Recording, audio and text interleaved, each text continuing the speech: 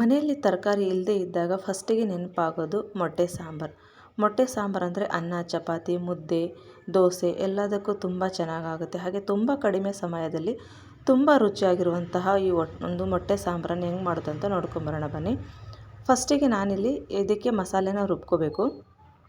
ಸ್ವಲ್ಪ ತೆಂಗಿನಕಾಯಿ, ಟೊಮಾಟೊ, ಆಮೇಲೆ 1 ಸ್ಪೂನಷ್ಟು ಪುಟಾಣಿ, ಧನಿಯಾ ಕಾಳು 1 ಸ್ಪೂನಷ್ಟು, ಸ್ವಲ್ಪ ಜೀರಿಗೆ, ಕೊತ್ತಂಬರಿ, ಹಾಗೆ ಶುಂಠಿ ಮತ್ತು ಬೆಳ್ಳುಳ್ಳಿ ಇಷ್ಟೇ ಸಾಕು ಈ ಮಸಾಲೆನ ರುಬ್ಬಲಿಕ್ಕೆ. ಇವಾಗ ಒಂದು ಮಿಕ್ಸಿ ಜಾರ್ ತೊಗೊಳ್ಳಿ, ಅದಕ್ಕೆ ಇದನ್ನೆಲ್ಲ ಹಾಕ್ಕೋಬೇಕು.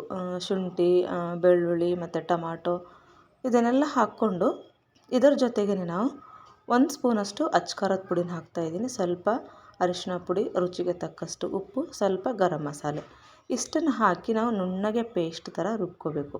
ಇಲ್ಲಿ ನೋಡಿ ಈ ಥರ ರುಬ್ಕೋಬೇಕು.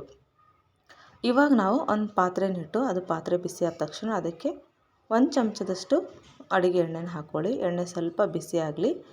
ಬಿಸಿ ಆದ ತಕ್ಷಣ ಅದಕ್ಕೆ ನಾವು ರುಬ್ಬಿಟ್ಟಿದ್ವಲ್ಲ ಮಸಾಲೆ, ಅದನ್ನು ಹಾಕಿ ಚೆನ್ನಾಗಿ ಹಸಿ ವಾಸನೆ ಹೋಗೋ ತನಕ ಅದನ್ನು ಫ್ರೈ ಮಾಡ್ಕೋಬೇಕು. ಸೈಡಿಗೆಲ್ಲ ಎಣ್ಣೆ ಬಿಡ್ತಾ ಬರಬೇಕು, ಆ ರೀತಿ ಆದರೆ ಸಾಕು.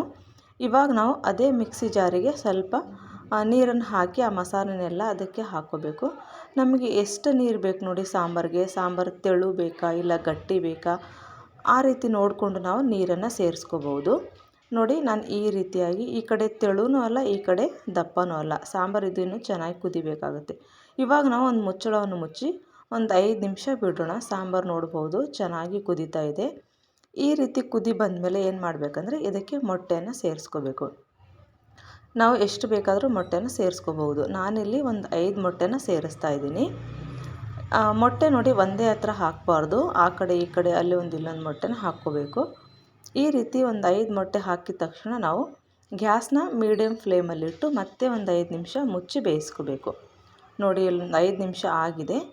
ಇವಾಗ ನೋಡ್ಬೋದು ಮೊಟ್ಟೆ ನೋಡಿ ಎಷ್ಟು ಚೆನ್ನಾಗಿ ಬೆಂದಿರುತ್ತೆ. ಈ ರೀತಿ ಬೇಯಬೇಕು.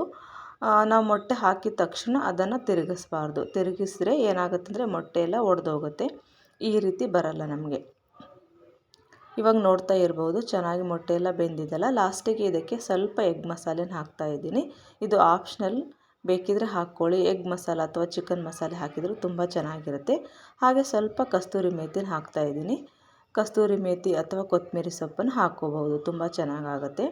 ಇವಾಗ ಇದನ್ನೆಲ್ಲ ಹಾಕಿ ಒಂದು ಸಾರಿ ಚೆನ್ನಾಗಿ ಮಿಕ್ಸ್ ಮಾಡಿ ಒಂದು 2 ನಿಮಿಷ ಮತ್ತೆ ಕುದಿಸ್ಕೋಬೇಕು ಮಸಾಲೆ ಎಲ್ಲ. ಇವಾಗ ನೋಡ್ತಾ ಇರ್ಬೋದು ಎಲ್ಲ ಎಣ್ಣೆ ಬಿಟ್ಟಿದೆ. ಈ ರೀತಿ ಸಾಂಬಾರು ತುಂಬ ಚೆನ್ನಾಗಾಗುತ್ತೆ. ಖಂಡಿತ ಇದನ್ನು ನೀವು ಒಮ್ಮೆ ಟ್ರೈ ಮಾಡಿ. ಇವತ್ತಿನ ಈ ರೆಸಿಪಿ ನಿಮಗೆ ಇಷ್ಟ ಆಗಿದೆ ಅಂತ ಅನ್ಕೋತೀನಿ. ಇಷ್ಟ ಆದರೆ ಲೈಕ್ ಮಾಡಿ, ಶೇರ್ ಮಾಡಿ. ಹಾಗೆ ಇನ್ನೂ ಯಾರು ನಮ್ಮ ಚಾನಲ್ಗೆ ಸಬ್ಸ್ಕ್ರೈಬ್ ಆಗಿಲ್ಲ ಅಂದರೆ ಇವಾಗಲೇ ಸಬ್ಸ್ಕ್ರೈಬ್ ಆಗಿ. Thank you.